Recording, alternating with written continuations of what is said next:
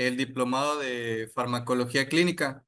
Me es un gusto para mí presentarme a mí y presentar también a nuestra casa de estudios, el Centro de Capacitación para Profesionales en la Salud. El día de hoy estoy acompañándolos a ustedes en esta sesión de apertura. Es una sesión promocional de nuestro diplomado de farmacología clínica. Y pues vamos a hablar un poquito, vamos a darles una pequeña introducción de lo que trabajamos, ¿verdad? Y de algunos temas de aplicación en área tanto teórica como práctica que abordamos desde la farmacología. Muchos de nosotros pues nos adentramos en el estudio en el área de la salud de los medicamentos porque forma pues parte del pilar per se terapéutico, ¿verdad? De los pacientes dentro del aspecto inclusive diagnóstico, terapéutico y rehabilitación de los mismos.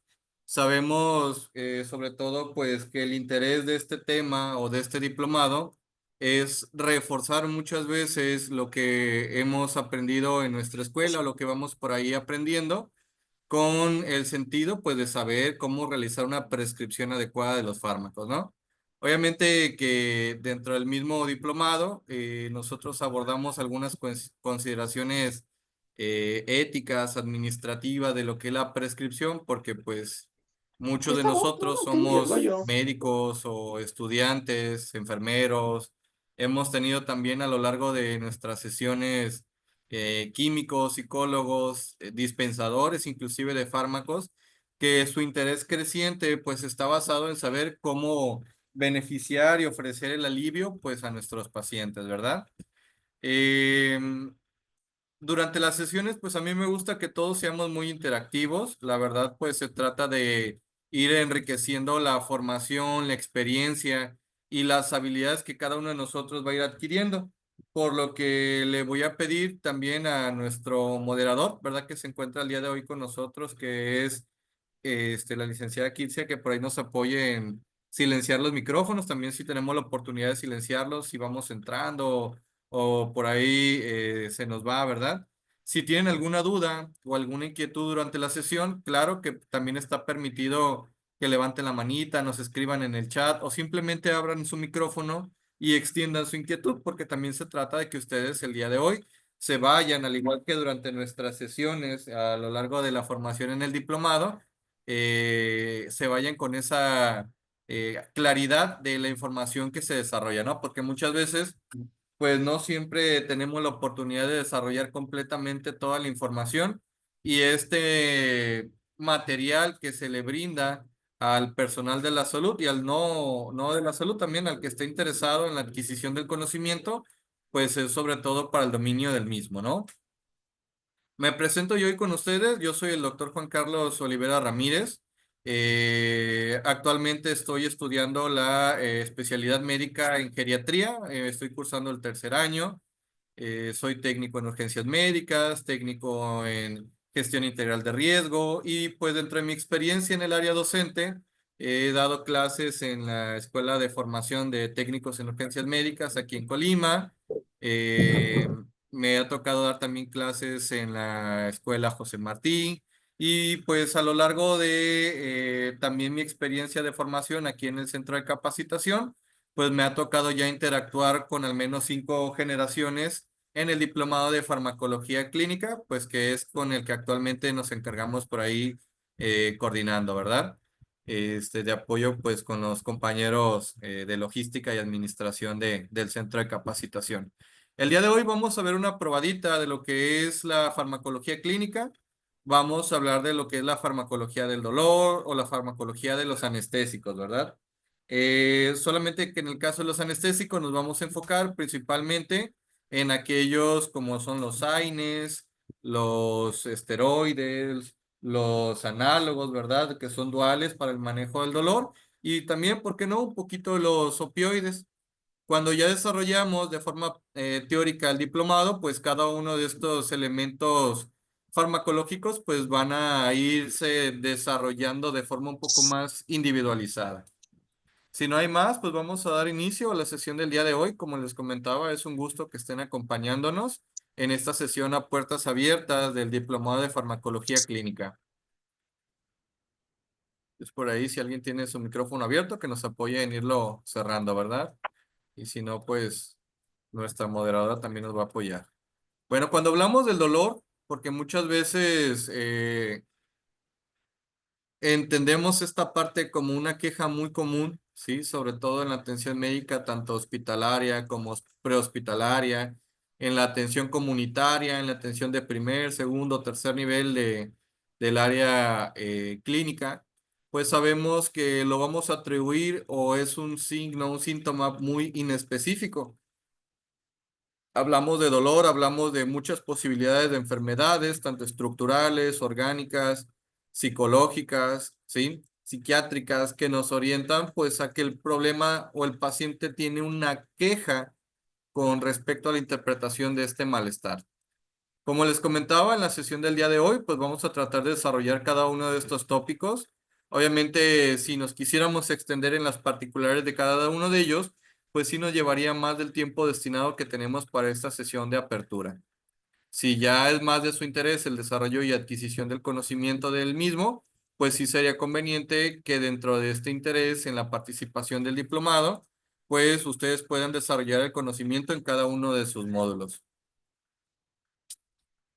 Y bueno, pues como les comentaba, nosotros hemos ido trabajando en el caso de la humanidad en la expresión del dolor, en la atenuación del mismo y pues obviamente en la forma de buscar cómo evitarlo o curarlo, ¿sí? Sobre todo porque sabemos que dentro de la parte teórica, ¿sí? Esta queja de dolor pues va muchas veces ligada a una percepción, sí, y lo hemos abordado, ¿verdad? Muchas organizaciones, la Organización Internacional para el Estudio del Dolor, la Organización Mundial de la Salud, entre algunas otras corporaciones, pues el hecho de cómo interpretar o cómo saber cuando una persona tiene dolor. Y pues parte de estas definiciones nos hablan de una expresión sensorial, emocional, que para nosotros suele ser muy desagradable. Está asociada muchas veces a una lesión o puede ser una situación potencial de lesión donde describimos pues una cinemática probablemente atribuida a un trauma, a un desgarro, una contractura, una contusión, ¿sí? Donde vamos a integrar pues tanto el aspecto físico, emocional y pues la parte ya psicológica inclusive de lo que viene siendo la semiología del dolor, ¿no? Que lo vamos a ir abordando conforme avancemos estas diapositivas. Hablamos entonces de la interpretación del dolor, ¿sí? Que va a ser pues una experiencia somatosensorial desagradable asociada a un daño. Y este daño pues nosotros lo podemos o debemos inclusive abordarlo para lograr generar una limitación práctica del mismo. Llámese, por ejemplo, una persona que tiene una caída desde un andamio. Llámese a un adulto mayor que sufrió una caída de su propio eje, condicionando una fractura de cadera. Llámese a una persona que se encuentra en la cocina y se cortó con un cuchillo. Llámese inclusive a una enfermedad infectocontagiosa, como puede ser, por ejemplo, el herpes, que nos condicione una lesión neurológica y por esta razón también se exacerbe la presencia del dolor. Desde la antigüedad, pues nosotros le hemos atribuido, hablando de la humanidad, de pues cómo ir desarrollando, cómo ir interpretando esta cuestión del dolor. Y al principio de la historia, ¿verdad? Se pensaba o teníamos la idea de que el dolor estaba atribuido a factores espirituales, posesiones demoníacas, por lo que muchas veces las personas que lideraban el entendimiento de la salud, llámese chamanes o sacerdotes, se encargaban de brindar un alivio, pues a través de sacrificios, remedios, talismanes, conjuros, sí, etcétera, ¿no? Prácticamente tratar de alguna manera de mitigar la cuestión del dolor. Hipócrates también nos sugiere que el cerebro actúa como una glándula reguladora y que el dolor proviene del exceso o el déficit de algunos humores vitales. Aunque en la actualidad sabemos que estrictamente no son tanto los humores, pero lo que sí sabemos es que el cerebro se encarga, o más que nada el sistema nervioso, de regular la expresión del mismo dolor. Avicena, por su parte, nos describe que las sensaciones internas se encontraban localizadas en los ventrículos cerebrales. Actualmente sabemos que no, ¿verdad? Que existen vías del dolor que existen zonas donde pues obviamente el dolor va a llegar, se va a localizar para que entonces nuestro cuerpo ya lo interprete dentro de la expresión de en sentido de arco reflejo o de forma estricta de acuerdo a nuestra experiencia, también identificando pues cada una de las particularidades de este dolor. Más adelante, René Descartes, pues también nos ayuda a consolidar la idea de que el cerebro es el centro regulador, considerándolo como el punto general, la glándula pineal, y pues también el alojamiento del sensorium de forma común asienta pues el entendimiento de la percepción en una forma global, ¿verdad? De lo que viene siendo ya el alma de la persona, describiendo así también las razones o el mapeo anatómico, que eso pues ya actualmente lo sabemos por medio del estudio de la neuroanatomía, sí, ¿verdad? Inclusive por ahí de la localización en la parte sensitiva, gracias a uno de nuestros pilares, ¿verdad? En el estudio que fue Penfield, por el medio del mapeo pues del cerebro, ¿verdad? En las zonas de localización del dolor, en las zonas tanto pre como postfrontales de la zona del cerebro, ¿verdad? Para la localización del dolor. Cuando hablamos del dolor, pues hablamos de muchas quejas, ¿no? Por ahí lo mencionábamos hace un momento. ¿Y cuáles vienen siendo estas principales causas de atención, motivos de consulta, quejas? Que por ahí por ustedes, alguno que guste por ahí hablar, abrir su micrófono y decirnos, cuando atiende a un paciente, ¿sí? Generalmente, ¿cuáles son esas quejas principales de dolor? A ver si alguien se quiere animar. Tenemos conectado desde el chat por ahí a Andrea, Recendis, Jazmín. Migraña, dolor abdominal, Sí, claro, ¿verdad? ¿Qué más? ¿Alguien más? Uriel, Anaí, dolor de articulaciones, exactamente, ¿verdad? fibromialgia. Muy bien. ¿Quién más? ¿Quién más por ahí se anima a hablarnos? ¿Por qué más? Dolores dentales, por ahí en el chat nos escriben, ¿verdad? Hipocalcemia. Pues más que nada son las contracturas, ¿no? Porque per se la Otalgia, hipocalcemia pues no genera dolor, ¿verdad? Así es. ¿Quién más? A ver. Un Mayra, dolor después de la cirugía, Lilia. Exactamente, un evento posquirúrgico, ¿verdad? Es una condición de trauma que genera dolor. ¿Quién Una más? osteoartritis. Muy bien, excelente, ¿verdad? Una osteoartritis, así es. Lilia, a ver, Cristina, Raquel, Blanca, por ahí, ¿qué dicen? En el chat, pues sí, ¿verdad? La fibromialgia, una gastritis. Si se fijan, pues cada una de estas percepciones del dolor, muchas gracias, Mayra, también lumbalgias, ¿verdad? Por ahí nos escriben en el chat. Si se fijan, la percepción del dolor va muy amplio, ¿no? Y vamos a ir abordando, porque pues obviamente para entender el manejo necesitamos desglosar de dónde viene el dolor, cómo vamos a medirlo, cómo vamos a estar determinando si realmente mi intervención terapéutica pues logra el objetivo que es aliviarlo, ¿no? Eh, Necesitamos ir describiéndolo, necesitamos tomar en cuenta que el dolor pues tiene sus atribuciones y tiene sus nombres, ¿sí?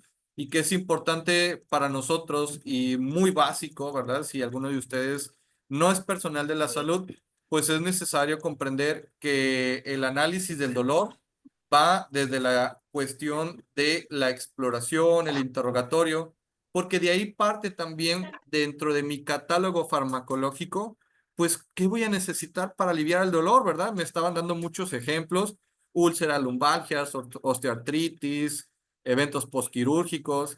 Entonces, para esos pacientes, ¿cuál va a ser el fármaco más idóneo? ¿Sí?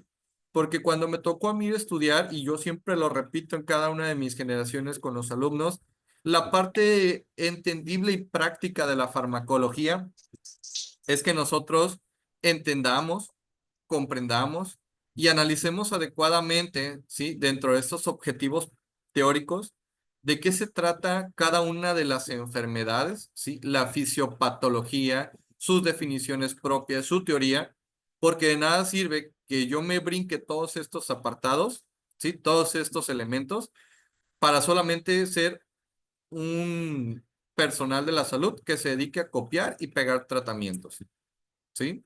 Bien, mi maestro por ahí me lo decía, que la farmacología se trata de jugar con la fisiología de los pacientes. de jugar con esta fisiopatología para nosotros lograr pues el alivio de la queja y del sufrimiento que tiene el paciente en su momento. Dentro de este entendimiento, pues hay algunas definiciones: la alodinia, un dolor debido a un estímulo que normalmente no provoca dolor; la disestesia, una sensación anormal, desagradable, espontánea o evocada; la hiperalgesia, que es ese aumento en la percepción y la respuesta del estímulo; la hiperestesia, una mayor sensibilidad. Y si se fijan, hay una diferencia entre la hiperalgesia, o sea, a mí me duele más fuerte de lo que debería doler, y la hiperestesia es que cualquier sensación que no me debería de provocar dolor, me lo está provocando, ¿no? O se encuentra más aumentado la percepción del dolor. Un ejemplo, tenemos un paciente con un esguince de tobillo, cuando normalmente a mí no me provocaría dolor la deambulación, pues ahora sí me lo provoca, ¿sí? Y esto sería entonces que el hecho de yo sostener mi pie sobre la superficie, ¿sí? Me condiciona, o inclusive mover un poquito la articulación, me condiciona a una hiperestesia y una hiperalgesia. Hiperpatía de igual forma. La hipoalgesia sería una percepción disminuida del dolor. Hipoestesia sería que mi sensibilidad se encuentra disminuida en cuanto a la percepción del dolor. Y una anestesia, porque también pues de ahí también derivamos un poquito de la terminología que utilizamos en los fármacos analgésicos y los anestésicos. En el caso de los analgésicos, que es el tema que vamos a abordar un poco el día de hoy, se trata de aliviar el dolor.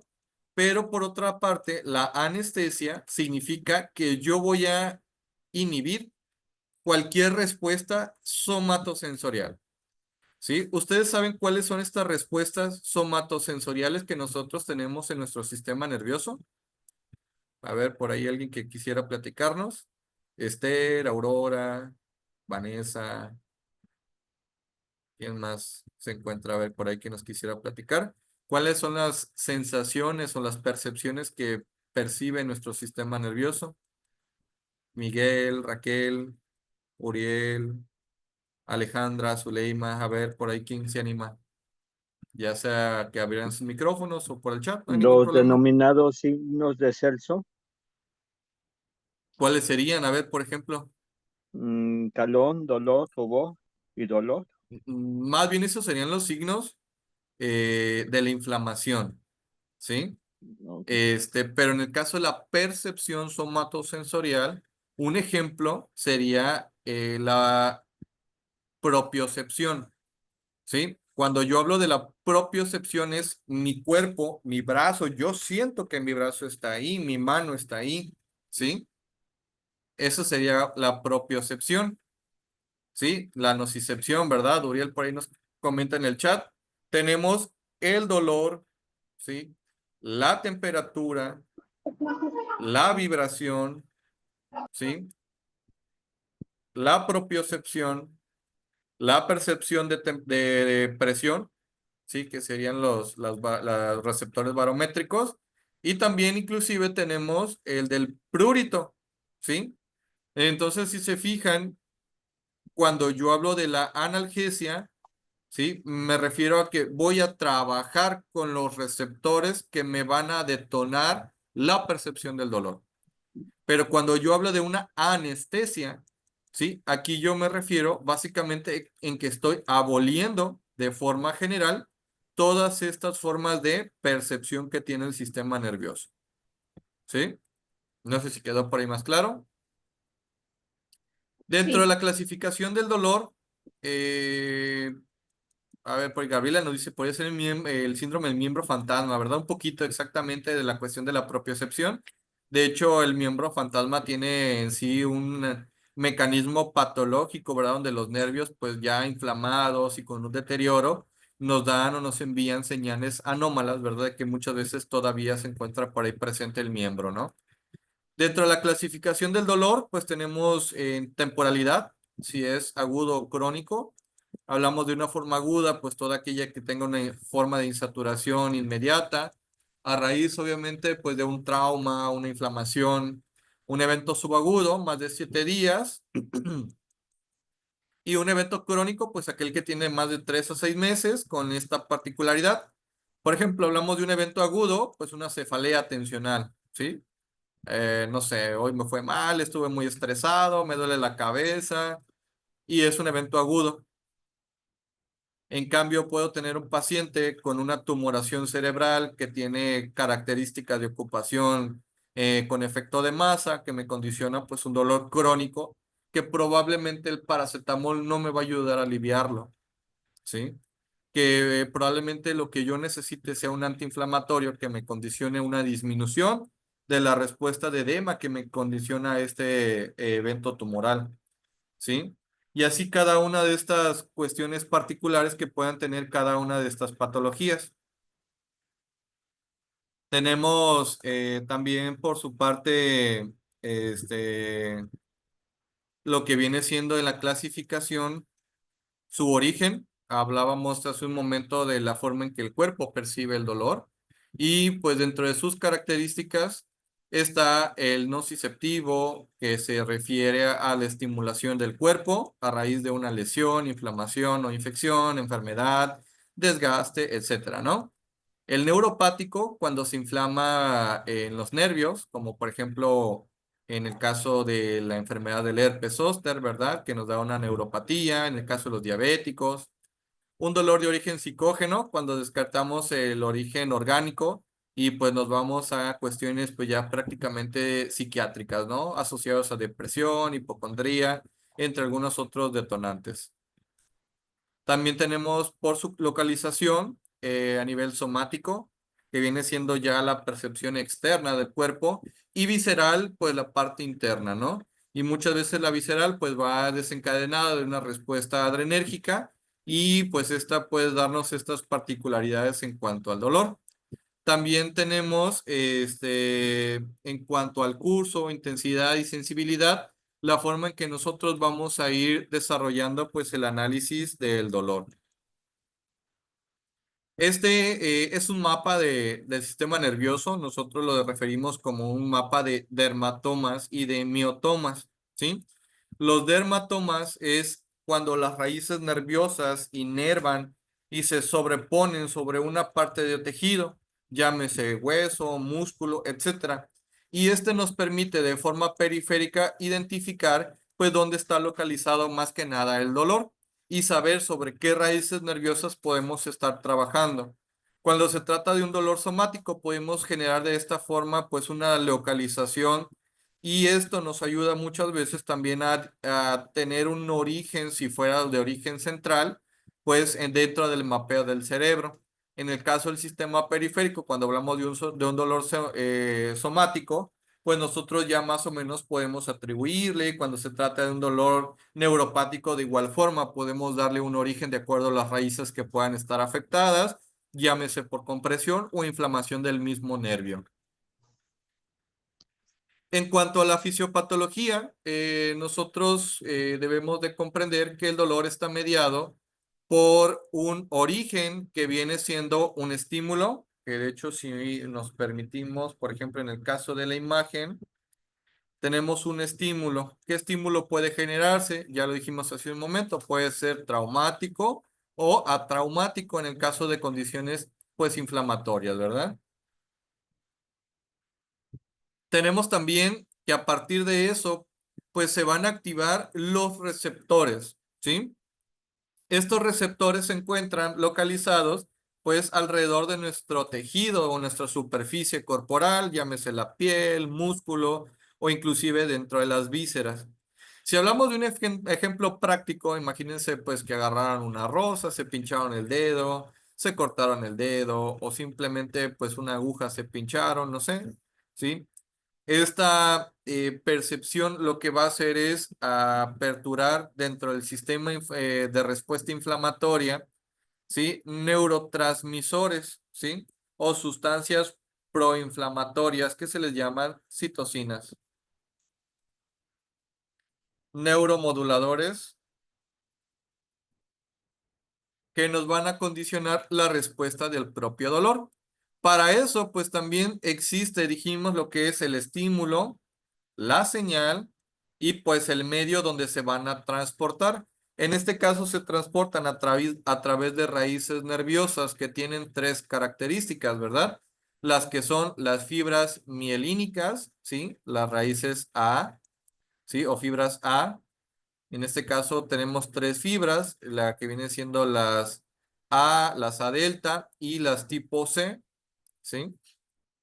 En el caso de la definición de mielina, nos hace referencia a que la neurona, ¿sí? Dentro de su axón, que viene siendo esa manita o esa raíz, ¿verdad?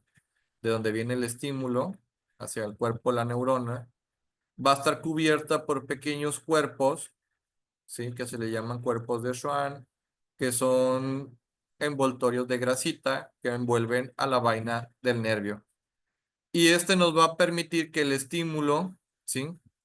Pues viaje más rápido, ¿sí? Aproximadamente 30 a 60 metros por segundo. En cambio, las fibras amielínicas, que son las fibras de tipo C, estas, pues al no tener mielina, pues el impulso tarda más tiempo en desarrollarse, ¿sí? Y pues obviamente el tiempo varía de 1 a 4 a 5 metros por segundo, lo que nos limitaría la respuesta. Pero aquí, cuando nosotros tenemos un estímulo del dolor, no sé si les ha pasado, porque de esta manera lo vamos a explicar. Imagínate que te pinchas el dedo. ¿Qué sucede? Inmediatamente se da una respuesta, ¿sí? Que es la rápida, que es cuando tú sientes la presión, el dolor, y pues haces tu arco reflejo, ¿no? Previo a este arco reflejo, pues envía la señal por las fibras rápidas, ¿sí? En la primera y segunda porción de la respuesta del dolor, la primera y segunda puerta, ¿sí? A nivel del asta medular. Y entonces, pues en esta parte donde se regresa y te dice, pues retíralo, ¿no? La cuestión del reflejo, ¿no? Pero al persistir el daño, pues va a continuar el envío por la señal lenta, que si les sucede a todos ustedes, pues al momento de percibir el dolor es esta cuestión aguda y después a los siguientes segundos le continúa una sensación sorda de dolor, una sensación continua, punzante, que perdura y permanece. Esta ya es la respuesta lenta, la respuesta de la neurona de tipo, la fibra tipo C. Esta fibra continúa a través de las raíces nerviosas hasta ascender a nuestro cerebro, que es donde nosotros vamos a interpretar la cuestión del dolor, ¿sí? Y les platicaba hace un momento que dentro de la piel pues existen algunos receptores, les comentaba que son los de fuerza mecánica, que son aquellos que nos permiten identificar presión superficial o presión profunda, la luz, el calor, las sustancias químicas y pues las fuerzas extremas, ¿no? En este caso, en el caso del dolor, ¿sí? Nos vamos a identificar con receptores que se encuentran en piel, vísceras, músculos, articulaciones y vasos. Hay algunas extensiones nerviosas que tienen ya su propio nombre, ¿sí? En este caso, pues nos vamos a encargar sobre todo en las cuestiones táctiles, terminaciones nerviosas libres, volvulos terminales, terminaciones en ramillete, que son Ruffini, Meissner, Krauss y Meckel. Y en el caso del dolor, pues si se fijan, dentro de estas terminaciones, nos vamos a encargar, pues prácticamente en aquellas que tienen actuación rápida, ¿sí? Que se encuentran debajo de la epidermis, principalmente en el caso de las terminaciones libres. Y en el caso de la percepción lenta, pues nos vamos ya a estímulos continuos, ¿no? De velocidad, pues un poco más lenta. Lo que sí debemos de comprender también que algunas de estas terminaciones van a asociarse a una, ¿cómo podemos decirle? A una limitancia, ¿no? Y nos vamos a que en el caso del calor, por ejemplo, y el frío, no sé si tú tocas una superficie caliente, pues puedes tener una tolerancia a tal al dolor. Pero si la temperatura se incrementa y este calor empieza a desarrollar una lesión, ¿sí? Entonces se va a asociar con las terminaciones del dolor, al igual que en el caso del frío. Y estas terminaciones que se encuentran de forma libre, ¿sí? Dentro de la piel, pues nos permiten la interpretación de cada una de las señales. Imagínense que aquí pues ingresa una aguja, te pinchaste y lo que va a suceder en esta región es una ruptura o discontinuidad del tejido, ¿sí? Y dentro, por ahí lo habían comentado, dentro de la expresión del proceso inflamatorio, uno de estos elementos pues es el dolor, ¿sí? Entonces, al tener esta apertura o esta ruptura en la continuidad del tejido, pues se van a liberar sustancias proinflamatorias que dijimos que eran las citocinas, ¿sí? Que son las que nos van a ayudar o nos van a estimular la respuesta del dolor. Entonces, dentro de estas fibras que van a tener la actuación, pues unas nos van a dar la respuesta aguda y punzante y por otra parte la respuesta lenta y quemante que tiene el dolor. Dentro de sus fibras rápidas, las AB, A delta, perdón, y las A beta, que son un poquito más lentas, y las respuestas lentas, que son de tipo C. Entonces, sabiendo esto, cuando yo tengo dolor o tengo una interpretación del dolor, pues hay que saber, ya vimos, su clasificación, si es un evento agudo, crónico, si se trata de un dolor de características, urente, quemante, ardiente, que lo vamos a ver en la parte de semiología, un dolor nociceptivo, un dolor somático, un dolor de propiocepción, un dolor visceral, etcétera, ¿no? Cada uno de estos elementos nos va a ayudar a saber dentro de mi catálogo farmacológico, pues con qué voy a estar trabajando. Y como les comentaba, una vez que se liberan estos mediadores, principalmente la sustancia P, prostaglandinas, que es importante recordar esta parte, serotonina y acetilcolina, se va a continuar el impulso a través de esta recepción, ¿verdad? Que dijimos que eran las fibras nerviosas libres, ¿sí? Principalmente. Y ya de ahí la fibra nerviosa que puede ser A delta o tipo C o A beta, ¿sí? Va a viajar el impulso hasta este primer punto que es un ganglio en las porciones previas al ingreso a la médula. Ingresa por la parte posterior que es en esta primera porción de respuesta. Esta es la primera puerta del dolor, la segunda puerta o segunda apertura, ¿sí? Y una vez llegado el dolor a esta zona, decusa o se cruza a las porciones que van a subir, en este caso, aquí me equivoqué, ¿sí? Decusa y se localiza en zonas de donde se agrupan como cableados, ¿sí? Que se le conoce como fascículos. Y estos fascículos, principalmente los espinotalámicos, van a ir ascendiendo por la columna vertebral, en este caso la médula, hasta la zona del tálamo, ¿sí? La zona glandular o la zona de la cápsula. Y aquí es donde como una distribuidora, ¿verdad? Como en las autopistas, el dolor va a viajar a distintas regiones o este estímulo. En la parte de la corteza nos va a permitir identificar de dónde, ¿sí? La zona, dónde duele. En el dedo, en la mano, en la cara, el brazo, etcétera, ¿no? Y también en la zona glandular, pues obviamente en la zona de la cápsula, la zona amigdalina, viaja a otras regiones que nos van a dar respuestas somáticas y también de respuestas de huida, ¿sí? Y por otra parte, hacia la zona del hipocampo y la zona del lóbulo temporal, donde se localiza la región, ¿sí? De la memoria. Porque no sé si les ha pasado que dices, me pinché el dedo, ¿no? Ya me acuerdo cómo se siente pincharme un dedo. Entonces, si yo me vuelvo a pinchar el dedo, voy a tener una percepción similar o nos recordamos a través de estas conexiones del por qué sucede el dolor. No sé si hasta aquí tengan alguna duda, alguna pregunta, alguna inquietud con respecto a la respuesta del dolor. ¿No? Bueno, vamos, excelente. Muy bien, ya saben, si tienen alguna duda, lo pueden escribir en el chat o pueden levantar la manita o aperturar su micrófono, ¿va? Sí, bueno, nomás pregunta. Referente a esa parte del cerebro, nada más quería ver si, ¿ahí tiene algo que ver lo que es el polígono de Willis o es muy aparte? No, el polígono de Willis es una zona anatómica, pero hace referencia más que nada a la sobreposición donde se encuentra localizada la hipófisis y la rodea un paquete vascular, que en este caso son arterias que vienen desglosadas de la carótida interna y de la carótida externa hacia el cerebro, ¿no? Es una zona de irrigación, se le llama polígono, pues porque tiene esta forma, ¿no? Tiene una forma, a ver si así me sale mi dibujito hermoso.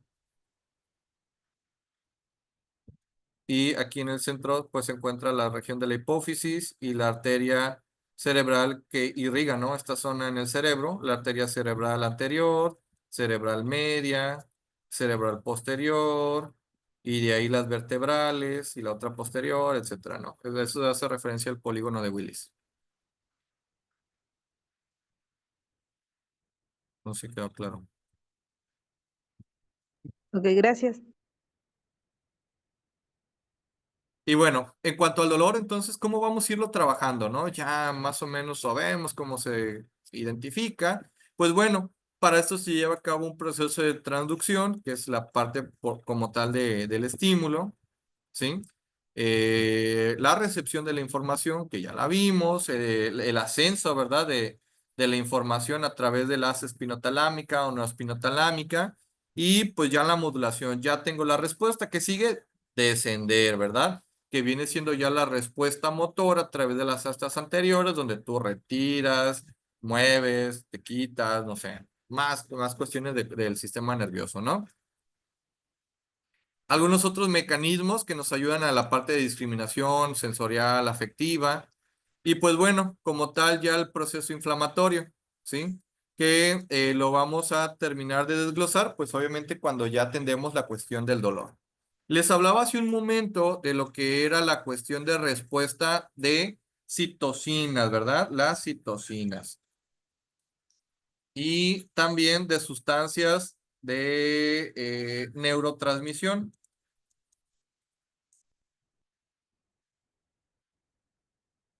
¿Se acuerdan cuáles eran esas sustancias de neurotransmisión que eran las que nos estimulaban al dolor?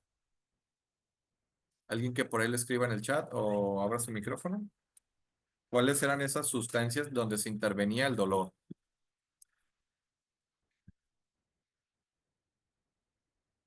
¿Quién se anima? ¿Quién dice yo? Digo, todos estamos poniendo atención, ¿eh? No crean que Cocina, nomás es re... A ver, échele. ¿Quién? ¿Quién se anima? cocina, Adelante.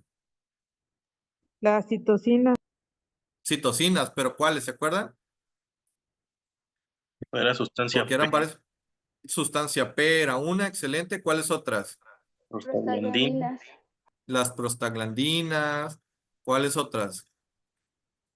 acetilcolina, La acetilcolina, porque forma parte de los neurotransmisores, ¿verdad? La adrenalina, acetilcolina, y pues también la serotonina, ¿verdad? Entonces, si se fijan, que inclusive forma parte del tratamiento dual o del tratamiento complementario en el manejo del dolor. Entonces, en el caso de inmediato, ¿no? Me empieza a doler, tengo inflamado. El proceso inflamatorio depende de esta cascada.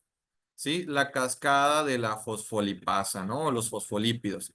¿Y qué sucede? Cuando se rompe una célula, en este caso el tejido, pues porque se incrustó una aguja, obviamente se rompieron varias células, está sangrando, pues se va a liberar este elemento que se llama ácido araquidónico. El ácido araquidónico se va a convertir por medio de la fosfolipasa A2 hacia las vías de las lipoxigenasas y las ciclooxigenasas, ¿sí? Entonces, ahí es donde van a intervenir algunos de nuestros elementos dentro del mecanismo de acción farmacológico, los AINES, por ejemplo, AINES y los AIES, ¿verdad? ¿Cuál es un ejemplo de AINE que nosotros utilizamos de forma común? A ver, alguien díganme un ejemplo. Somos muchos, así, hay muchos paracetamol, medicamentos. paracetamol, Ok, Ibuprofeno, paracetamol, Ácido acetil. ibuprofeno, muy bien. ketorolaco, Metrabisol, ketorolaco. Si se Naproxen. fijan, dominamos excelente el entendimiento. Y de los ayes, ¿cuáles vienen siendo un ejemplo? Tramadol. A ver. No, el tramadol es un opioide. Ahí párenle tantito. El tramadol es un opioide, no es un AINE. ¿Sale? Ahorita lo vamos a aclarar. ¿Qué más? Los ayes, ¿cuáles son los ayes? O los analgésicos, pues esteroideos. La Dexa, ¿verdad? Funcionaría muy bien. El clonixinato de lisina es un relajante muscular. Aurora, ahí no entra. Casi no entra ese medicamento. La butiliosina menos. Son relajantes musculares. Ese tienen otro tipo de mecanismo de acción. No es un AINE. ¿Sale? No entra. ¿Va? ¿Qué más? Dexa, hidrocortisona, dexametasona, ¿verdad? Todas las zonas son los Dexametasona. ayes. Exactamente, muy bien. Pues si se fijan, tenemos un entendimiento y una familiaridad con el uso de los medicamentos, pero ¿cómo funcionan estos? Y lo vamos a desglosar también más adelante, pues prácticamente es eso. Si se fijan, los ayes, pues ellos trabajan a este nivel, ¿sí? A este nivel están trabajando los esteroides entre la desglose y la conversión del ácido araquidónico. Y por su parte, los AINES ya trabajan directamente sobre la vía de la ciclooxigenasa. Y la ciclooxigenasa tiene dos elementos, ciclooxigenasa de tipo COX-1 y ciclooxigenasa de tipo COX-2, junto con las lipoxigenasas. Entonces son mecanismos de inhibición completa, ¿no? Prácticamente tienen un mecanismo indiferenciado, o sea, no pueden ser selectivos, ¿no? Nada más decir, ah, pues yo voy a trabajar con este elemento. ¿Los hay o no los hay? ¿Alguien sabe si hay AINES de tipo selectivos o no selectivos? ¿Lo conocen? Sí, sí hay. Sí los El hay, ¿verdad? Exactamente. Y ahorita vamos a hablar de algunos ejemplos al respecto. Porque pues también depende de ahí el uso de los mismos, ¿verdad? Por ahí Uriel nos pone en el chat el uso del celecoxib. Entonces, si se acuerdan, en el caso de la cascada inflamatoria o la cascada del ácido araquidónico, pues aquí prácticamente el elemento que nos ayudaba a la estimulación del dolor era la prostaglandina. Entonces, recuerden, la farmacología se trata de jugar con fisiología. ¿Cómo le voy a hacer yo para limitar el dolor? Pues para llegar a la analgesia, lo que yo necesito es inhibir el desarrollo de esta cascada. Por lo tanto, si yo bloqueo la vía de la ciclooxigenasa, pues por ende, el desarrollo de la prostaglandina se va a limitar. Por lo tanto, su efecto en la permeabilidad, dilatación, quimiotaxis y el efecto inflamatorio y del dolor lo vamos a limitar, ¿sí? Por su parte, ¿sale? Entonces, de esta forma es que actúa el ketorolaco o el diclofenaco. Y si se fijan, no anestesia, porque para anestesiar tendríamos que abolir toda la respuesta del sistema nervioso periférico. Vibración, percepción, dolor, frío, calor, etcétera, ¿no? Y es así entonces que yo limitar la respuesta inflamatoria, pues también puede, ¿sí? Presentarse algunas otras respuestas que lo abordamos pues en otros temas, como lo es la respuesta inmunitaria, ¿sí? La vasoconstricción o vasodilatación que se bloquea o se limita por medio de la respuesta inflamatoria y algunas otras particularidades que entran dentro de los efectos secundarios que tienen estos medicamentos. Las neuronas, ¿sí? Cuando yo tengo ya un estímulo del dolor, pues obviamente va a llegar un punto, no sé si les ha sucedido, pues que a veces ni necesitas tomar medicamento, que con el tiempo, las horas, minutos, se va a quitar ese dolor. ¿Y cómo funciona? Pues este mecanismo funciona por un mecanismo que nosotros conocemos como feedback, ¿sí? O también retroalimentación, ¿no? En español, para los que no tenemos una comprensión del idioma del inglés. El feedback o la retroalimentación sucede como un mecanismo de regulación, o sea, que el dolor no lo vas a tener todo el tiempo, hay que limitarlo. Y para limitarlo, pues obviamente lo que necesitamos es tener candados, ¿no? Bloqueos. Y estos bloqueos pueden estar dados por mecanismos de inhibición alfa-adrenérgicos, colinérgicos, GABA y opioides. ¿Y cómo sucede? ¿Sí? Cuando yo tengo ya mi mecanismo de estimulación, pues va corriendo el estímulo del dolor, pero de repente, o bueno, la respuesta fisiológica es que nosotros tenemos analgésicos, ¿verdad? Dentro de nuestro cuerpo. Estos analgésicos, pues nosotros los conocemos como opioides endógenos. Y estos opioides endógenos lo que van a hacer es, por una parte, limitar la respuesta del dolor, ¿sí? Y sucede como una neurona que está adjunta al mismo mecanismo. Y lo que hace es, al estimularse demasiado, bloquear, ¿sí? La respuesta del dolor, ¿sí? Nosotros sabemos que el impulso nervioso se transmite por medio de las neuronas por entrada y salida de electrolitos, principalmente sodio, potasio y cloruro, ¿sí?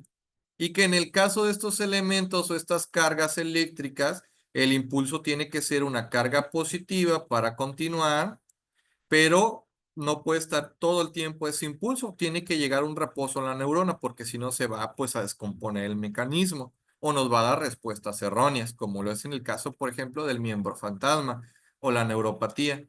¿Y qué sucede entonces? Pues que estas neuronas lo que hacen es estimular o bloquear la entrada o la salida del sodio, en este caso la entrada del sodio, ¿sí? Limitándola y volviendo la neurona o el axón de nuevo a una carga negativa.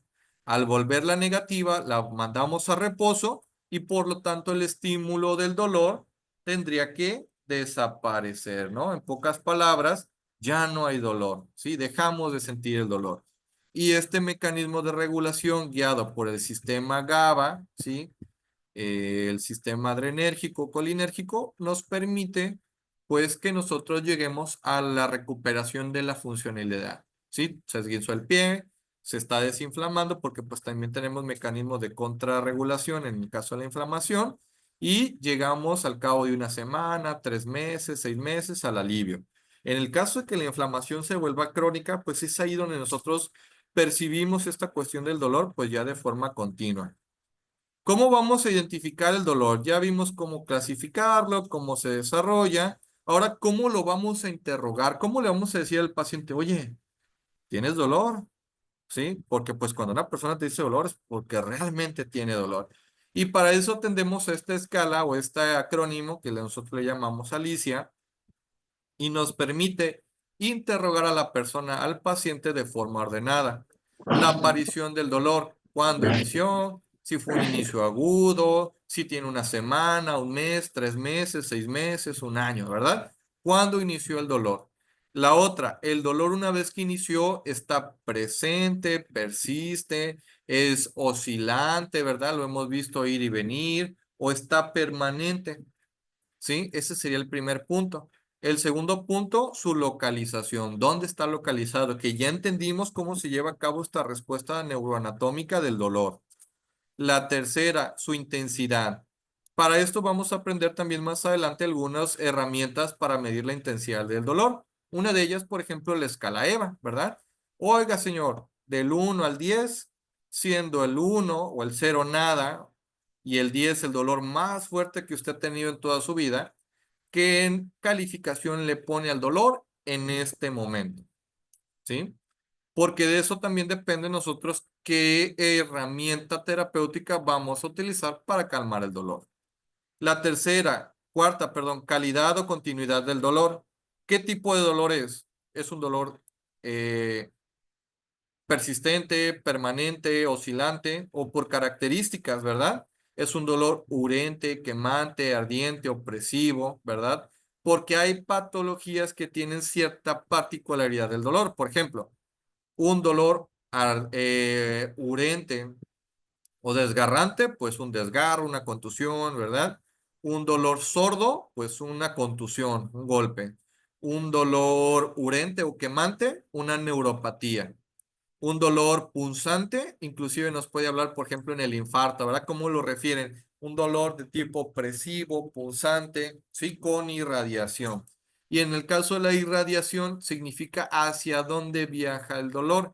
Ah, pues fíjese, doctor, que me duele la cabeza. Ok, ¿y ese dolor dónde lo sientes? ¿Dónde inicia? pues inicia desde la parte de mi frente hasta la parte del cuello. Eso es la irradiación, ¿no? ¿De dónde viaja el dolor? Es un dolor que empieza en mi corazón y viaja hacia el cuello y hacia mi brazo izquierdo. Me habla de un infarto. Un dolor abdominal que tiene características en hemicinturón, ¿sí? Y que viaja inclusive hacia la zona del omóplato. Ah, pues probablemente estemos hablando de una pancreatitis, ¿no? Entonces, las enfermedades tienen estas particularidades en la interpretación del dolor. Y la otra, los acompañantes y atenuantes, ¿verdad? Acompañantes y atenuantes nos habla de ese dolor, por ejemplo, ¿qué lo intensifica, no? Ah, pues si me levanto, me muevo y camino, me duele. Ah, ¿y qué lo llega a acompañar? Pues ese dolor se acompaña con náusea, vómito, convulsiones, contracturas, o sea, ¿con qué llega a acompañarse ese dolor? Y en el caso de la atenuación, en los acompañantes y en el propio dolor, oiga, ¿y qué hace para que se le quite el dolor? No, pues si me tomo un paracetamol, no se me quita, o no disminuye, o sí, se me alivió con una aspirina, o tuve que tomar un tramadol para que se aliviara el dolor. Entonces, ay, si ya más o menos te vas dando una idea de cómo está oscilando pues el manejo del dolor de mi paciente, ¿verdad? Esto es en la parte de la semiología, ¿sí? No sé si hasta aquí vayan teniendo alguna duda. ¿Vamos bien? Todo bien, Sí, gracias. excelente. Más, déjenme conecto mi computadora porque no me envió la señal de la pila. Y bueno, pues esto es en la particularidad del interrogatorio y es una herramienta pues muy importante para que nosotros tengamos pues prácticamente la guía, ¿sí? Tengamos una organización al momento de interrogar a nuestros pacientes y que de esta forma nosotros no nos perdamos de información al momento de trabajar ya directamente con el dolor de nuestro paciente. ¿Sale? Hay otra manera, otro acrónimo, pues el OPQRST, que es en inglés, que pues es prácticamente lo mismo de la Alicia, ¿no? Onset, Provocation, Quality, Radiation, Severity and Time. Prácticamente nos habla de la Alicia, ¿sí? Y las particularidades del dolor, pues como les comentaba, hay algunos padecimientos o patologías que van a tener cierta característica del dolor, según lo hemos descrito con anterioridad. En cuanto a al carácter del dolor, les decía, ¿no? Una lesión, un dolor lacinante o empuntada, pues una pleuritis, un dolor urente o quemante, una neuropatía, una úlcera gástrica o duodenal, un dolor constrictivo, una angina de pecho, transfixiante, una pancreatitis, sordo como el cáncer, un dolor exquisito como la neuralgia del trigémino, fulgurante la polioneuritis, desgarrante un aneurisma, terebrante una odontalgia, pulsátil un absceso, un cólico, pues literalmente un cólico, ¿verdad? Cólico biliar, renal, menstrual, etcétera. Y gravitativo, pues una hepatomegalia por hepatitis, ¿no? Por la cuestión del peso, inclusive desgarros o lesiones de órganos en cavidad abdominal, pues que ahí andan flotando. Y pues cuando nosotros vamos a trabajar con el paciente lo hacemos de esa forma, ¿no? Oiga, ¿cuál es el motivo de su consulta? Ah, pues me duele la cabeza. A ver, pues platíqueme, ¿no? Vamos a ver un poco de antecedentes personales, patológicos, no patológicos. Y luego de ahí nos descargamos con Alicia. ¿Cuándo comenzó con su dolor? ¿Sí? Ese dolor, ¿desde hace cuánto tiempo lo tiene? Ese dolor, ¿con qué calificación le pondría? ¿Qué hace que el dolor inicie? Por ejemplo, el ejercicio le exacerba el dolor. En el caso de acompañantes, el dolor se acompaña con náusea, el dolor de cabeza se acompaña con fosfenos, acúfenos, le incapacita el dolor, ¿sí? El ejercicio exacerba el dolor. La otra, el dolor donde inicia, hacia dónde se corre, si es la mitad de la cabecita, si es todo completo, porque eso depende también de la cuestión diagnóstica y terapéutica. Y ya de ahí pues tenemos herramientas, el cuestionario de N4, de intensidad de EVA, ELENA, ¿sí? Y el test de Latin que también nos indica pues cuestiones del dolor, ¿no? Ya de ahí pues nosotros nos vamos a enfocar en el pilar pues que aborda este diplomado que ya es el tratamiento, ¿sí? Escalas de evaluación, dijimos EVA, ENA o ECA, que vienen siendo aquellas que nos indican de forma subjetiva el dolor u objetiva. De forma subjetiva podemos decirle su dolor como es leve, moderado, intenso, o es insoportable o incapacitante. O del 1 al 10, ¿qué calificación le pondría?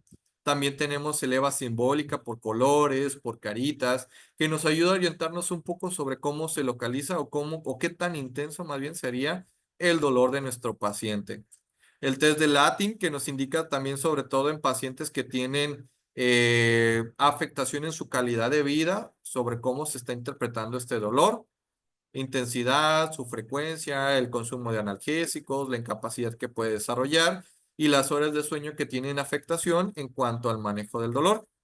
También podemos tener pacientes que no nos van a decir que les duele, pacientes que están intubados, pacientes con demencia, ¿sí? Que no nos van a dar una orientación estricta de qué tanto les duele, ¿no? Como por ejemplo los niños. Oye, bebé, ¿y te duele? Pues no, pues va a estar llorando, ¿cómo le vamos a hacer? O en el adulto mayor con una demencia avanzada, ¿cómo le vamos a hacer si el señor no nos puede hablar, ni siquiera nos ve a los ojos? O el paciente que está intubado, sí, ojo, sí, me duele de 10, todo, ¿no? No. Entonces, para eso también tenemos escalas como la Behavior Pain Scale, la VPS, que nos ayuda sobre todo y está aplicada a la exploración física del paciente, si hace movimientos de gesticulación o sus signos vitales también cómo se encuentran, porque sabemos que el dolor es un detonante o genera como acompañante también una descarga adrenérgica, la sensación de sudoración, la taquicardia, la taquipnea, la hipertensión, que pueden ser eventos reactivos a la presencia del dolor. Y cada uno de estos elementos nos puede ir dando un puntaje y pues nosotros decimos, oye, ¿sabes qué? Mira, exactamente, el paciente tiene dolor. Quiere decir que pues un paciente crítico, sí, que está multiinvadido, en el caso de,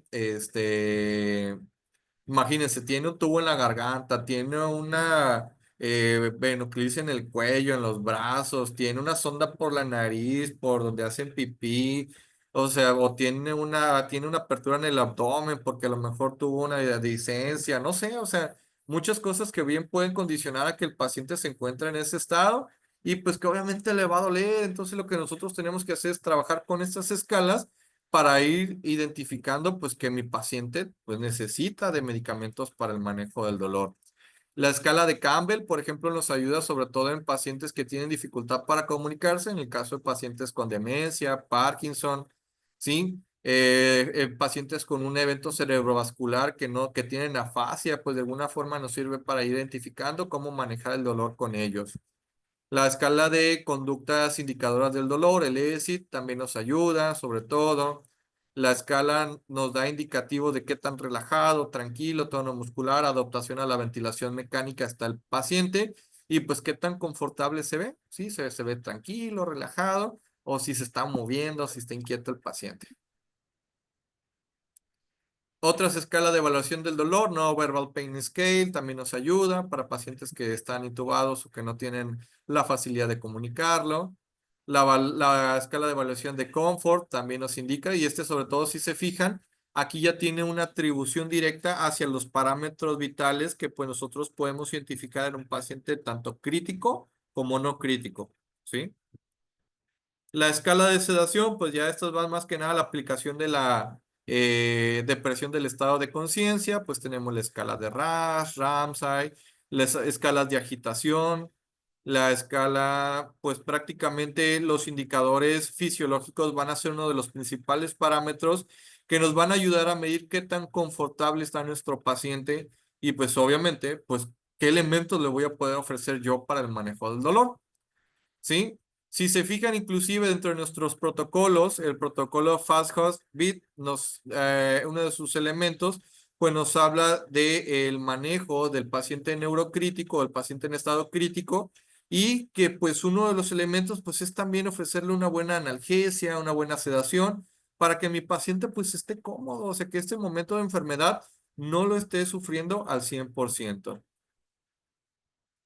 Y bueno, ¿qué es lo que vamos a hacer prácticamente? El manejo del dolor también nos ayuda a prevenir algunas otras detonantes como lo que es el delirium. El delirium sabemos que es un estado de agitación psicomotora o en inversa, ¿verdad? Tenemos pacientes en situación de delirium hipocinético todo el tiempo dormidos, pero pues bueno, principalmente lo vamos a ver en pacientes agitados, inquietos, y pues ofrecerle algo para el manejo del dolor va a ser suficiente para limitar el delirium de estos pacientes. ¿Qué debemos de tener en cuenta? Pues patologías médicas subyacentes. Por ejemplo, si yo voy a utilizar un AINE, pues ver que no tenga contraindicaciones de su uso. Pacientes hepatópatas, nefrópatas, ¿sí? Pacientes con antecedentes de sangrado de tubo digestivo, pues van a tener algunas limitaciones en el uso de estos medicamentos. Antecedentes de alcoholismo o sustancias que, pues, por ejemplo, si era un paciente que consumía estupefacientes, anfetaminas o que era consumidor ya de opioides de larga duración, pues hay que saberle llegar al punto del manejo del dolor. Enfermedades psiquiátricas, intervenciones en unidad de terapia intensiva o inclusive hospitalaria o prehospitalaria, ¿verdad? Ventilación mecánica, aspiraciones, giros.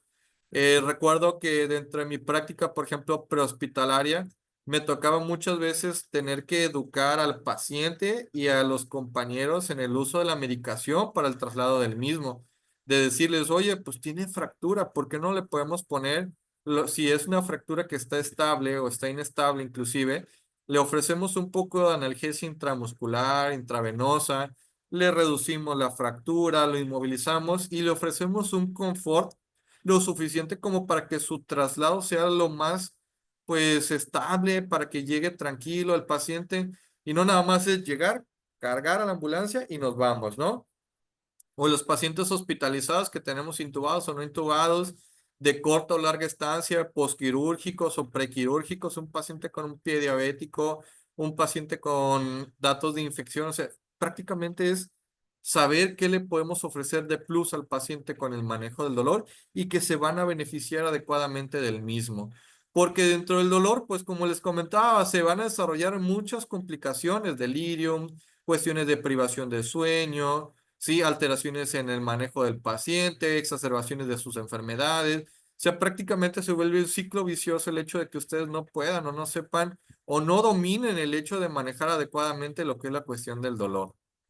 Una vez que nosotros lo controlamos, pues podemos llevar al paciente a una mejora, a ofrecerle pues una calidad de hospitalización o de estancia más adecuada, mejoramos la sobrevida muchas veces o los comórbidos los vamos disminuyendo, ¿no? Aquí prácticamente, pues yo combino esta primera parte de la cuestión del entendimiento de la analgesia y vamos a brincarnos un poco ya a la cuestión de la aplicación del dolor.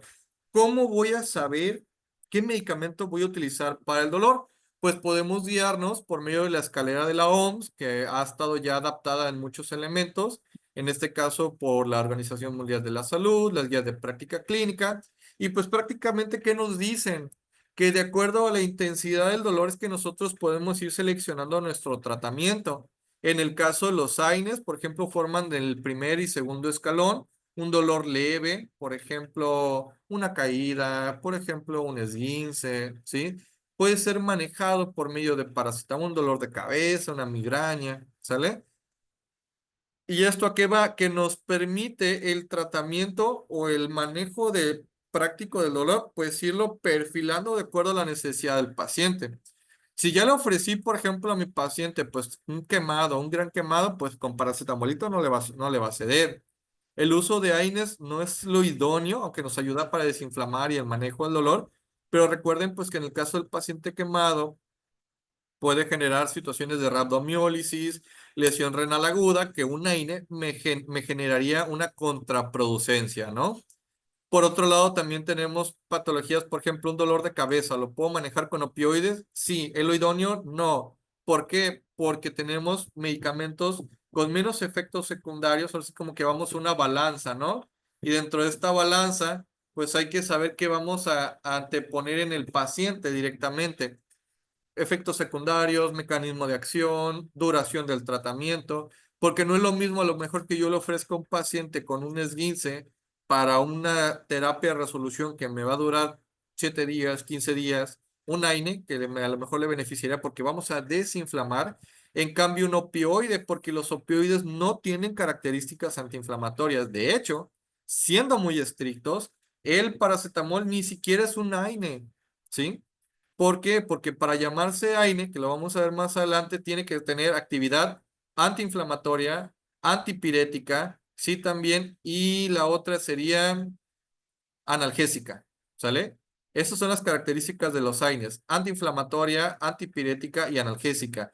Cuestión que el paracetamol no lo comparte. El paracetamol sí es analgésico, es antipirético, pero no es un antiinflamatorio, ¿sí? Por eso es que también, pues depende qué malestar estés tratando para saber que el paracetamol te va a ayudar o no te va a ayudar. Por ejemplo, una faringitis, ¿sí? Algo muy común. Pues me duele la garganta y me tomo un paracetamol, ¿me va a quitar el dolor? Sí. ¿Me va a desinflamar? No. ¿Me beneficio mejor de un AINE? Sí. ¿Por qué? Porque el ibuprofeno, el diclofenaco, el metamizol sí tienen propiedades antiinflamatorias. ¿Sale? En cambio, un dolor oncológico, por ejemplo, el paracetamol o el ketorolaco para un evento agudo probablemente sí me sirva, ¿sí?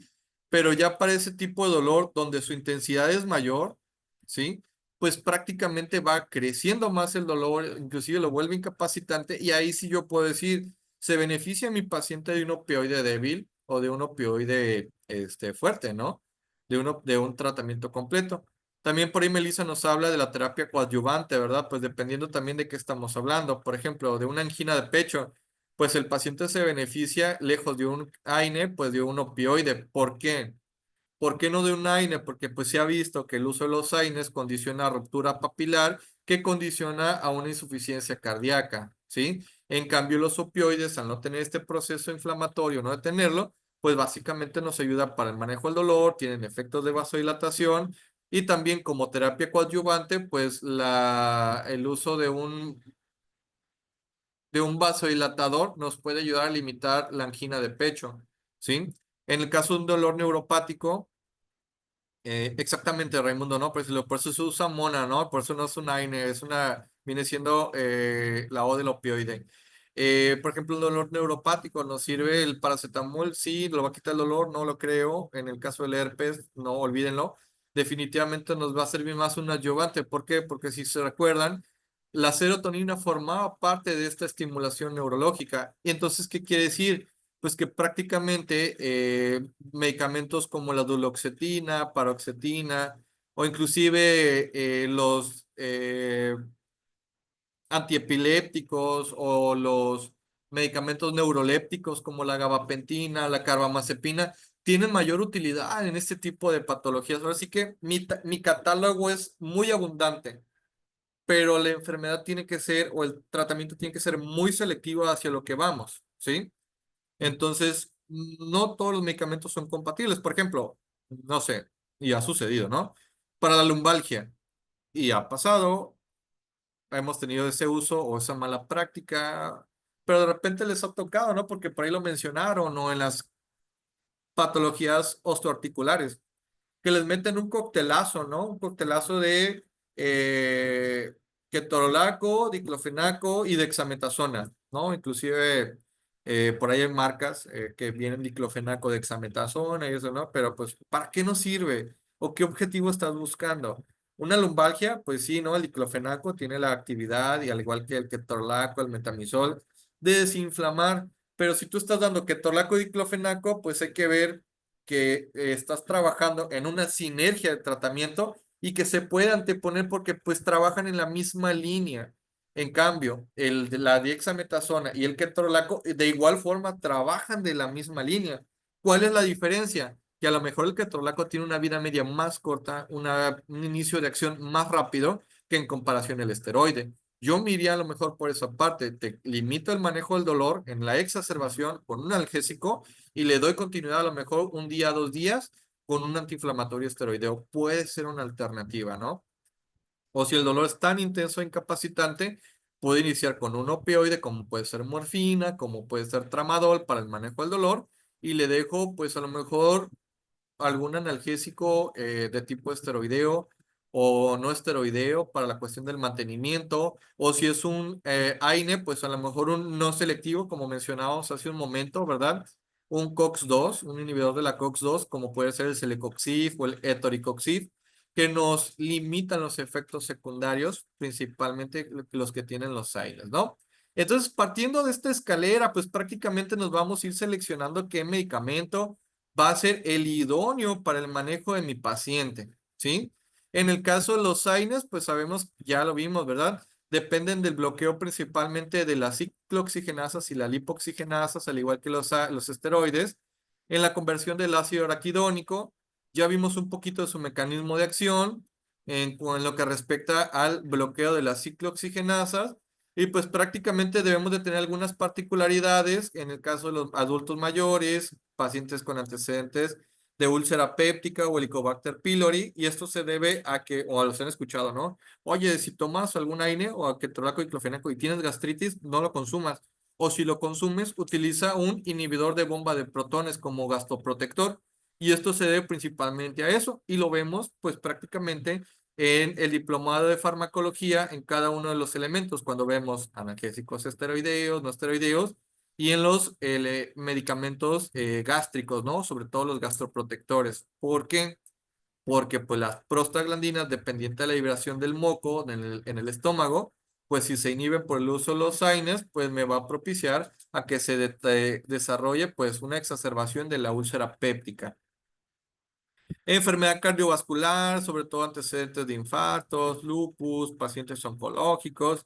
Y ya dijimos también particularidades en los pacientes con hepatopatía y pacientes enfermos renales crónicos. Los concomitantes con los corticoides, la aspirina, clopidogrel, anticoagulantes o los inhibidores de la recaptación de serotonina, algunos pueden tener efectos positivos o efectos negativos, ¿sí? Positivos en el caso de los ISRS o los corticoides, ¿sí? Y negativos, por ejemplo, los antiagregantes plaquetarios o los anticoagulantes, que me generarían el principal efecto secundario de los AINES, que es sangrados o hemorragias, ¿sale? Ya, si quieren saber un poquito más, pues hay que entrar al diplomado, al módulo, para entender más que nada el efecto secundario, ¿no? El mecanismo de acción de por qué se lleva cada uno de estos elementos. Prácticamente la indicación va ligada a la escalera del dolor. ¿Qué tanto te duele? ¿Cuál es tu tipo de dolor? ¿Lo puedo tratar? ¿No lo puedo tratar? Y sobre todo si existen contraproducencias en cuestión del uso del medicamento, ¿no? Tenemos pues una cartera dentro de los AINES muy amplia, tanto selectivos como no selectivos. Ya los dijeron hace rato, ¿no? Ketorolaco, diclofenaco, indometacina, ibuprofeno, ketoprofeno, meloxicam, metamizol, naproxen, piroxicam, ¿sí? De los no selectivos, pues el ecoxib, etoricoxib, y cada uno pues tiene su dosificación particular. También hay adaptaciones para los pediátricos y los adultos mayores por la particularidad que tiene el grupo etario en el que estaríamos trabajando, ¿no? Dentro del tratamiento adyuvante, pues también hablamos un poquito de los ISRS y algunos otros extra. Estos actúan en el caso de los ISRS en la recaptación de serotonina y en el caso de los neurolépticos, como la gabapentina, pues actúan en el bloqueo de los canales de sodio y de calcio para la transmisión del estímulo nervioso, ¿verdad? Y cada uno pues tiene sus particularidades clínicas. También tenemos en el caso de los opioides, estos actúan sobre los receptores mu, delta, kappa principalmente. En el que más nos vamos a enfocar son en los receptores mu, donde vamos a actuar sobre los receptores de tipo mu 1, 2 y 3, ¿no? Que son los que principalmente tenemos para el manejo del dolor. Tenemos algunos que son de tipo agonistas puros, morfina, fentanilo, oxicodona, tapentadol, hidromorfona, metadona, tramadol, codeína. Agonistas parciales, nalorfina, pentazocina, nalbufina. Agonistas antagonistas, la bupre, y los antagonistas que vendrían siendo pues su antídoto, la naloxona, ¿no? Y la nataxona. Aquí el detalle con los opioides, pues hay que identificar pues también sobre qué receptores van a estar trabajando. Pues ya vieron principalmente los receptores mu, que fueron los que les había comentado. En el caso del dolor, pues está indicado en pacientes a partir del tercer, cuarto escalón o con un EVA mayor a 6, ¿verdad? 6 o 7 ya está indicado utilizar los opioides. La contraindicación pues, realmente es muy limitada, ¿no? Sobre todo por el caso del abuso, los efectos secundarios que puede presentar el paciente. Y en el caso de los efectos secundarios, los principales que se pueden encontrar, y sobre todo en el caso de la dependencia del medicamento, pues es la triada, ¿no? La triada de los opioides. ¿Alguien se la sabe del público? ¿Cuál es la triada de intoxicación por opioides?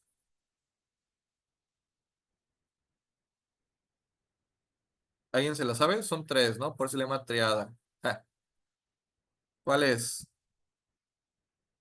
La triada de intoxicación por opioides.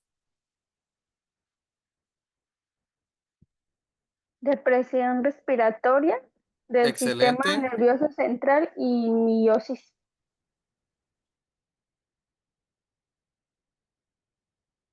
Del estado de conciencia. Y la otra son las pupilas. Las pupilas se encuentran, fíjate Mioscas. que, ¿no? Unas pupilas puntiformes se les conoce, ¿no? En el caso del ojito. Ay, qué ojito tan más feo. Pero bueno, pupilas puntiformes. Eso sería en el caso de una sobredosis. ¿Y cuáles son los principales efectos secundarios que tiene el uso de los opioides? Va más que nada a disminución de la presión arterial por la vasodilatación y lo vemos asociado a mareos, náuseas, somnolencia. Y la otra, el estreñimiento, que es muy común en el uso de los opioides. Entonces, pues todo eso debemos de cuidar y las particularidades que se dan, pues en el módulo del manejo del dolor en los pacientes. Tolerancia, dependencia y abstinencia, pues son elementos que se deben de cuidar para el manejo y el uso de los opioides. Y también podemos utilizarlos de forma concomitante. Hay que tratar de evitar algunas combinaciones porque pues nos pueden generar mayor efecto de sedación, hipotensión o toxicidad, ¿verdad? Sabemos que hay algunos opioides que no tienen techo, como la morfina, bueno, entre comillas, lo que es el techo, hasta que aparecen pues los efectos secundarios. Tenemos opioides débiles como el tramadol y codeína, que son los de primera línea en el tercer escalón, y los opioides potentes o mayores en el cuarto escalón, que son principalmente la morfina, metadona, oxicodona, tapentadol, buprenorfina, y pues que pueden existir en distintas presentaciones. Cada una de estas presentaciones tiene una dosificación. Por ejemplo, podemos iniciar morfina 2.5 a 5 miligramos, vía oral o vía enteral. Buprenorfina de 150 a 300 miligramos, y de ahí podemos escalarlos, o si los utilizamos en parche. Bupre en parche tenemos de 5 a 10 miligramos, el solorito, ¿verdad? Solorito 7. Tenemos también lo que viene siendo el fentanilo en parche transdérmico. Pues aquí ahora sí que la particularidad en el manejo del dolor pues va a estar guiada por la característica del mismo. La dosis y la intensidad, al igual que sus intervalos, hay que irlos particularizando. Y también tenemos eventos donde podemos ofrecer rotación de opioides. La rotación de opioides en el manejo del dolor hace referencia en aquellos medicamentos que, a pesar de estarlo ofreciendo, no conseguimos el objetivo de disminuir o abolir el dolor, ¿sí? O por su parte, que el medicamento me está dando tantos efectos secundarios, pues que lo idóneo sería ya cambiarlo, ¿no? ¿Cómo lo vamos a hacer? Pues hay tablas de equivalencia, y esta equivalencia me permite saber pues prácticamente cómo migrarlo. Y aquí tenemos el ejemplo. Si yo estoy utilizando, por ejemplo, ¿no? 5 miligramos de morfina vía oral y lo quiero pasar porque el paciente ya lo hospitalizamos, a buprenorfina, y a lo mejor con los 5 lograba el manejo del dolor, ¿a cuánto equivaldría mi conversión a la buprenorfina, por ejemplo, intravenosa o subcutánea, que es prácticamente lo mismo? Y si se fijan, aquí la gráfica pues es muy sencilla. Los 5 dividido entre 75 me da 0.066 miligramos en buprenorfina sublingual por 0.75 me da 0.05, que eso es más o menos lo que equivaldría, ¿sí? A la conversión de la buprenorfina de forma intravenosa, ¿no? Y este algoritmo, pues prácticamente ustedes lo pueden utilizar. El doctor Andrés Ortiz por ahí nos lo compartió ya en muchas guías para el manejo del dolor, y nos sirve pues prácticamente para hacer esta rotación o cambio de los opioides. Y obviamente pues conforme más se domina su uso y más lo tenemos con los pacientes, podemos irlo nosotros personalizando, ¿no? Por último tenemos el uso de los corticoides, pues ya lo hablábamos hace un momento. Regularmente lo utilizamos los corticoides con efectos antiinflamatorios, inmunosupresores, también vasodilatadores y en la cuestión de la inflamación. Entonces, pues los opioides tienen su particularidad, no siempre son los de mejor uso por su vida prolongada y los efectos secundarios que conlleva en el caso de un uso crónico, atribuidos a la supresión del ciclo adrenal o suprarrenal por el cortisol, ¿verdad? Que es en lo general por lo que nos da miedo muchas veces utilizarlo, igual que los opioides, el miedo que tenemos a utilizarlos por la cuestión o la particularidad de la toxicidad. Pero una vez que aprendemos muy bien la teoría, ¿verdad? Una vez que sabemos guiar en el caso de la utilidad con los pacientes, pues mientras ustedes tengan el dominio y la seguridad, podemos irlos utilizando poco a poco con el paciente hasta que logremos pues el objetivo que es el alivio del dolor. Y también en el caso de los glucocorticoides tienen dosis de bioequivalencia. O sea que si yo, por ejemplo, estoy utilizando 100 miligramos de hidrocortisona o 200 miligramos de hidrocortisona, ¿a cuántos miligramos de prednisona, por ejemplo, me lo puedo llegar a tener? Y todo eso lo aprendemos en el diplomado, ¿no? De farmacología clínica. ¿Cómo lograr hacer estas conversiones para en el caso de que no lo tengo o no es el idóneo del paciente o por el tiempo necesito usar lo otro? Todo esto lo vamos aprendiendo a lo largo de nuestro diplomado de farmacología clínica. Y bueno, pues ya a manera de conclusión, porque pues prácticamente estamos casi en tiempo de terminar la sesión del día de hoy de la farmacología del dolor. Lo que hemos aprendido en cuanto al tratamiento es que el dolor es un problema muy frecuente en nuestra consulta diaria y ustedes ya me dieron muchos ejemplos en la particularidad del mismo. La identificación del dolor es muy importante, hay que saberlo clasificar e interrogar de forma de que ustedes puedan saber al final, de acuerdo a la escalera del dolor, una vez que tu paciente te lo refiere, pues que dentro del catálogo farmacológico y según la particularidad del paciente, porque todo tratamiento es personalizado, pues, ¿qué le vas a ofrecer para aliviarle el dolor o para controlárselo, verdad? ¿Cuánto tiempo, oiga, doctor, cuánto tiempo voy a tomar el tramadol? ¿Un día, 3 días, 5 días, una semana, de por vida? ¿Sí? Oiga, doctor, si tomo ketorolaco de por vida, ¿qué me va a suceder? Pues te vas a dañar ahí el riñón, ¿hay alternativas mejores? ¿Sí o no? O sea, de esto hablamos, sobre todo en nuestro diplomado de farmacología, ¿sale? Y pues bueno, me es un gusto para ustedes compartirles en la próxima semana, el día 29, vamos a iniciar nuestra 8ª generación del diplomado de farmacología clínica. Prácticamente la apertura de esta sesión, pues es para invitarlos a todos ustedes, igual si tienen amigos, conocidos, con quien quieran compartirles esta información, la tenemos disponible en nuestras redes sociales en Secapsa, en Facebook, en WhatsApp y en Instagram, ¿verdad? Sobre la información que ustedes requieran saber del diplomado, ¿sí? Hasta aquí, no sé si tengan alguna duda o alguna particularidad del tema del manejo del dolor.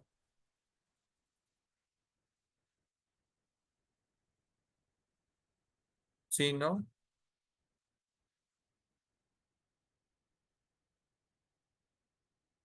O algún comentario por ahí que si les gustó o no les gustó este tema. La verdad es que en el caso del diplomado, el diplomado yo para venderles un poquito, ¿no? Ofrecerles esta herramienta de formación académica. Es un diplomado que dura aproximadamente 6 meses.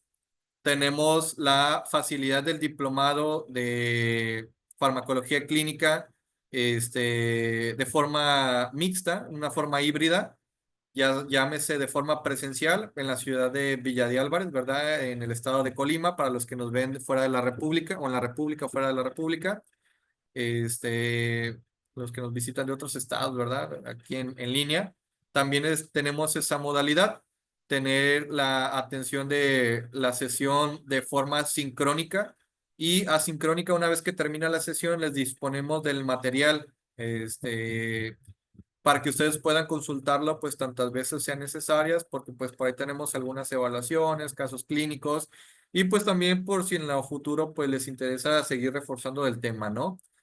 Entonces les platicaba, este diplomado tentativamente tenemos a que inicie el día 29 de abril, el próximo sábado, en un horario de 9 de la mañana a 12 del día, son 3 horas que le dedicamos.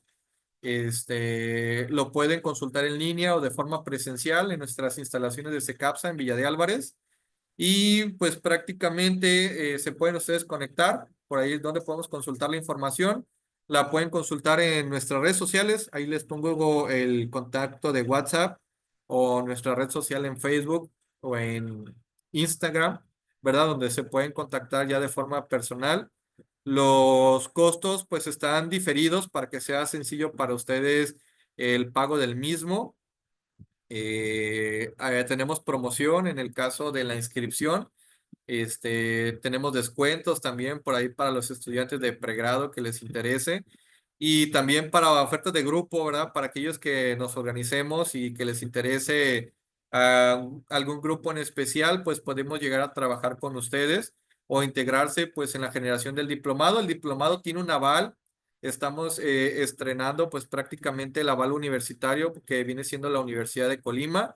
Tiene ahí sus correspondientes horas crédito y pues que les puede servir a ustedes muchas veces para la construcción de su currículum, ¿verdad? Para aquellos que son enfermeros, médicos, que les interese reforzar o para aquel personal no de la salud, ¿verdad? Les decía, por ahí tuve en alguna ocasión a un dispensador que le interesaba mucho en saber, pues, qué vendían con sus pacientes, qué ofertarles. Obviamente ellos les explicábamos a los químicos, inclusive, que hay una normativa en salud que nos guía sobre quién tiene la función o la capacidad de poder prescribir medicamentos, porque pues no es recetar por recetar, ¿verdad? Lo vamos a ir aprendiendo a lo largo de los 9 módulos. En los módulos vemos información de farmacología básica, farmacocinética, farmacodinamia, técnicas de prescripción. Vamos a aprender a cómo prescribir medicamentos y ya de ahí las particularidades del sistema nervioso, medicamentos del dolor, anestésicos, neurobloqueadores, antibióticos, manejamos un poco el manejo de antibióticos, antiarrítmicos, antihipertensivos, vacunas, manejo del dolor, antitusígenos. Prácticamente tenemos una oferta de formación pues muy amplia en el diplomado. Somos una cartera de profesionistas variada, especialistas en el área de medicina interna, medicina familiar, anestesiología, enfermería, inclusive que nos apoya en la parte pues de los talleres y módulos que vamos a ir aprendiendo. Tenemos por ahí temas de refuerzo que inclusive muchas veces los invitamos a nuestras sesiones ya, obviamente con un costo, a los que no son suscriptores del diplomado.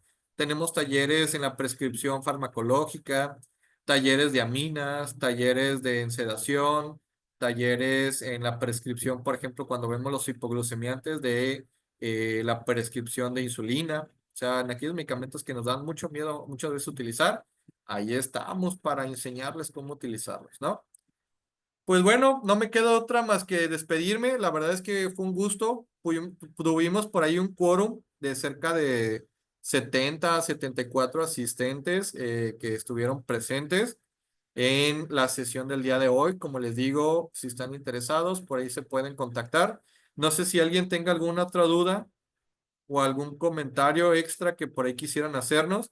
Vi un comentario en el chat de la repetición del tema. Eso pregúntenle a nuestra moderadora o directamente comuníquense al teléfono, al WhatsApp de SECAPSA o a las redes sociales para gestionar aquí la cuestión de la repetición del tema. Y para hacerles llegar el material, ¿no? Correspondiente, en el caso que se ofrezca. En el caso de que no, pues tenemos las puertas abiertas de nuestro diplomado en farmacología clínica para que refuercen cada uno de estos temas, ¿no? Que estamos abordando. No sé si por ahí tengan algún comentario, alguna duda, trauma, miedo, ansiedad que les genere la farmacología. La verdad que es muy divertido la farmacología una vez que se entiende. ¿No? Bueno, si no, ya saben, tienen ahí nuestras redes sociales para que puedan acceder al mismo. De nuevo les hago la invitación y sin más, pues yo les agradezco que el día de hoy me hayan estado acompañando en esta casi hora y media de sesión en farmacología del dolor. Si no hay más, que pasen una bonita noche y un buen inicio de semana. Muchas gracias, doctor. Con respecto a la Igualmente, grabación, se les estará compartiendo a través del grupo de WhatsApp en un lapso máximo de 24 horas. Igual quedamos pendientes de sus mensajes. Muchas gracias. muchísimas gracias a todos los que asistieron. Muchas gracias por ahí a nuestra moderadora, Itzia, que nos estuvo apoyando aquí en la sesión.